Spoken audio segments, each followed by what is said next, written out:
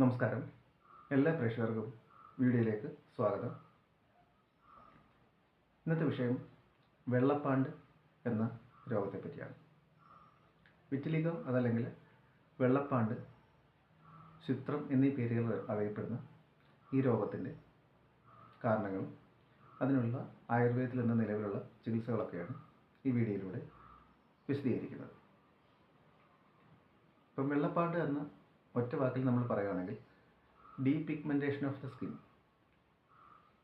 അല്ലെങ്കിൽ ത്വക്കിൻ്റെ സ്വാഭാവിക വർണ്ണം നഷ്ടമാവുന്ന അവസ്ഥയാണ്. ത്വക്കിന് സ്വാഭാവികമായ വർണ്ണം കൊടുക്കുന്ന മെലാനോസൈറ്റ് എന്ന കോശങ്ങൾക്ക് ഉണ്ടാകുന്ന നാശവും അതിൻ്റെ തുടർച്ചയായിട്ടുള്ള നാശം മൂലം ഉണ്ടാകുന്ന സ്കിന്നിലുണ്ടാകുന്ന വൈറ്റ് പാച്ചസുമാണ് വിറ്റിലിഗോയായിട്ട് അറിയപ്പെടുന്നത്. അപ്പോൾ ഇനി ഈ വിറ്റിലിഗോ ഉണ്ടാകാനുള്ള കാരണങ്ങളൊക്കെ നമ്മൾ പരിശോധിക്കുമ്പോൾ ഇതിൻ്റെ ഒരു പ്രധാന രോഗത്തെ കൺസിഡർ ചെയ്യുന്നത് ഓട്ടോ ഇമ്മ്യൂൺ വിഭാഗത്തിലാണ്. അതുപോലെ തന്നെ ഡയബറ്റീസ്, തൈറോയിഡ് മുതലായ ഓട്ടോ ഇമ്മ്യൂൺ കണ്ടീഷൻസും ഈ രോഗത്തെ ട്രിഗർ ചെയ്യുന്നതായിട്ടൊക്കെ പഠനങ്ങൾ പറയുന്നുണ്ട്.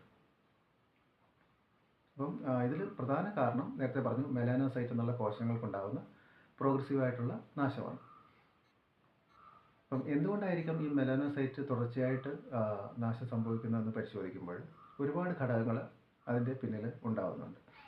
അതിലൊന്ന് നേരത്തെ പറഞ്ഞ ഓട്ടോ ഇമ്മ്യൂൺ അല്ലെങ്കിൽ നമ്മുടെ ഇമ്മ്യൂണിറ്റി ആയിട്ട് ബന്ധപ്പെട്ടുള്ള കാര്യങ്ങളാണ്. ആയുർവേദത്തിൽ ആവരണ രോഗം എന്നൊരു അവസ്ഥയായിട്ടാണ് ഇതിനെ കൺസിഡർ ചെയ്യുന്നത്. വാതദോഷവും അതേപോലെ തന്നെ പിത്തദോഷത്തിൻ്റെയൊക്കെ ദൃഷ്ടിയായിട്ട് കണക്കാക്കിയാണ് ഈ രോഗത്തെ ചികിത്സിക്കുന്നത്, ചിത്രം എന്ന രോഗത്തെ ചികിത്സിക്കുന്നത്.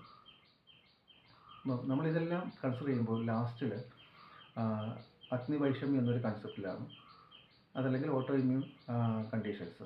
സ്വാഭാവികമായിട്ടും ഈ അഗ്നിവൈഷമ്യം ശരീരത്തിൻ്റെ ഇമ്മ്യൂണിറ്റിയെ, പ്രതിരോധ സംവിധാനത്തെ ബാധിക്കുന്നു.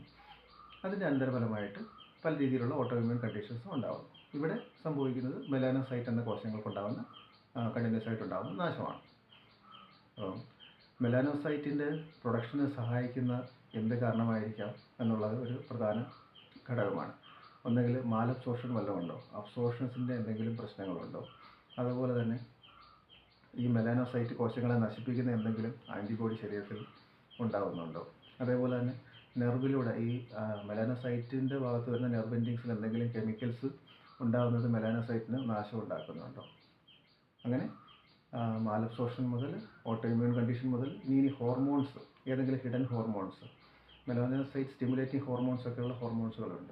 അപ്പോൾ ഈ ഹോർമോൺസുകൾ ബ്ലഡിൽ എന്തുകൊണ്ട് വർക്കാവുന്നില്ല, അതല്ലെങ്കിൽ മെലാനോസൈറ്റിനെ നശിപ്പിക്കുന്ന ഏതെങ്കിലും ഹോർമോണുകളുടെ പ്രവർത്തനത്തിൽ ശരീരത്തിൽ നടക്കുന്നുണ്ടോ. ഈ ചോദ്യങ്ങൾക്കെല്ലാം ഉത്തരം അവസാനം വന്ന് നിൽക്കുന്നത് ഈ പറഞ്ഞ ഇമ്മ്യൂണിറ്റി അല്ലെങ്കിൽ ശരീരത്തിൻ്റെ പ്രതിരോധ സംവിധാനത്തെ ബാധിക്കുന്ന അവസ്ഥയായിട്ട് ബന്ധപ്പെട്ടാണ്. അപ്പോൾ പഞ്ചകർമ്മത്തിൽ ഈ ചോദ്യങ്ങൾക്കെല്ലാം ഉത്തരമായിട്ട് പറയുന്നത് ശോധന ചികിത്സയാണ്. ആൾറെഡി പഞ്ചകർമ്മ ചികിത്സ ചെയ്യണമെങ്കിൽ രോഗത്തിൻ്റെ ഓരോ അവസ്ഥകൾ പറയുന്നുണ്ട്. അല്പദോഷാവസ്ഥ, മധ്യമദോഷാവസ്ഥ, ബഹുദോഷാവസ്ഥ എന്നൊക്കെ പറയുന്നുണ്ട്. സ്വാഭാവികമായിട്ടും ഇവിടെ മെലാനോസൈറ്റ് കോശങ്ങൾക്കുണ്ടാകുന്ന നാശമാണ്. അപ്പം ബഹുദോഷാവസ്ഥ എന്നൊരു കണ്ടീഷൻ ആൾറെഡി സാറ്റിസ്ഫൈ ചെയ്യുന്നുണ്ട്. അപ്പോൾ ഇത്തരം രോഗങ്ങൾക്ക് മസ്റ്റായിട്ടും, കുട്ടികളുടെ കാര്യത്തിലല്ല, ഒരു 10 വയസ്സിന് ശേഷമുള്ള ആൾക്കാരിൽ തീർച്ചയായിട്ടും ശോധന, എസ്പെഷ്യലി സ്നേഹപാനം മുതൽ വിരേചനം വരെയുള്ള ചികിത്സകൾ തീർച്ചയായിട്ടും ചെയ്യേണ്ട ആവശ്യകതയുണ്ട്. ആയുർവേദത്തിൻ്റെ ചികിത്സാ തത്വങ്ങളുടെ അടിസ്ഥാനത്തിലാണ് ആയുർവേദ ചികിത്സയുടെ കാര്യമാണ് പറയുന്നത്. അപ്പം ശോധനകൾ ചെയ്തതിന് ശേഷം നേരത്തെ പറഞ്ഞ മാലബ്സോർഷൻ മറ്റു കാരണങ്ങൾ ഉണ്ടാകുന്നുണ്ട്. അതിന് അടിസ്ഥാനപരമായിട്ട് ജനറ്റിക് ഹിസ്റ്ററി പറയുന്നുണ്ട്. അപ്പം ഹെറിഡിറ്ററി ആയിട്ടുള്ള ഘടകങ്ങൾ, അപ്പം ജീൻ മ്യൂട്ടേഷൻസിൻ്റെ ഇഷ്യൂസ് എന്തെങ്കിലും ഉണ്ടെങ്കിൽ, അപ്പം അത് ഈ പറഞ്ഞ ഇതിൻ്റെ ഒരു പ്രോഗ്രഷനെ, ഈ മെലാനോസൈറ്റിൻ്റെ കണ്ടിന്യൂസ് ആയിട്ടുള്ള ഡിസ്ട്രക്ഷൻ്റെ പ്രോഗ്രഷനെ ഫേവർ ചെയ്യുന്നുണ്ടെങ്കിൽ, മാലബ്സോർഷനെ ട്രിഗർ ചെയ്യുന്നുണ്ടെങ്കിൽ, വസ്തു ചികിത്സകൾ ഒരു പ്രധാന ചികിത്സയാണ് ഇതിൽ. അപ്പം വസ്തു ചികിത്സകൾ ഒരു പ്രധാന ചികിത്സയാണ്. അതേപോലെ നേരത്തെ പറഞ്ഞ ഈ നെർവ് എൻഡിങ്സിൽ വരുന്ന മെലാനോസൈറ്റിൻ്റെ ഡിസ്ട്രക്ഷൻസിൽ ഉണ്ടാകുന്ന പ്രത്യേക കെമിക്കൽസ്, അപ്പോൾ അത്തരം കെമിക്കൽസുകൾ ഇത്തരം മെലാനോസൈറ്റിൻ്റെ കണ്ടിന്യൂസ് ഡിസ്ട്രക്ഷന് കാരണമാകുന്നുണ്ടെങ്കിൽ സ്കിന്നിലുണ്ടാകുന്ന നെർവ് റിസപ്റ്റേഴ്സിനെ സ്റ്റിമുലേറ്റ് ചെയ്യുന്ന വ്യത്യസ്ത ചികിത്സകളെന്ന് പറഞ്ഞിരിക്കുന്ന, ആയുർവേദത്തിൽ പറഞ്ഞിരിക്കുന്ന ചൂടും തണുപ്പും ഒക്കെ മാറി മാറി ചെയ്യുമെന്ന് പറയും. അപ്പോൾ അത്തരം ചികിത്സാ രീതികൾ പുറമെ പലതരത്തിലുള്ള കിഴികളും മസാജുകളും ഒക്കെ പ്രയോഗ രീതികളൊക്കെ ഉണ്ട്. അപ്പോൾ ഇത് പലപ്പോഴും റിസപ്റ്റേഴ്സിനെ സ്റ്റിമുലേറ്റ് ചെയ്യാൻ വേണ്ടിയുള്ളതാണ്.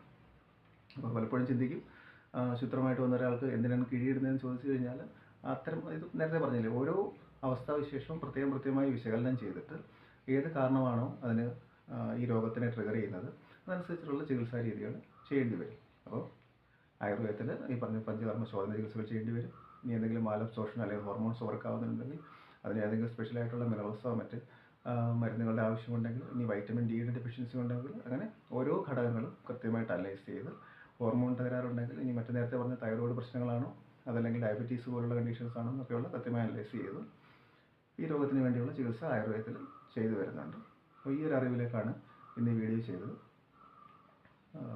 ആയുർവേദത്തിൽ ഇത്തരം രോഗങ്ങൾക്കുള്ള ചികിത്സയുണ്ടെന്നുള്ളത് ഈ ഒരു വീഡിയോയിലൂടെ മനസ്സിലാക്കാൻ കഴിഞ്ഞെന്ന് വിശ്വസിക്കുന്നു. നന്ദി, നമസ്കാരം.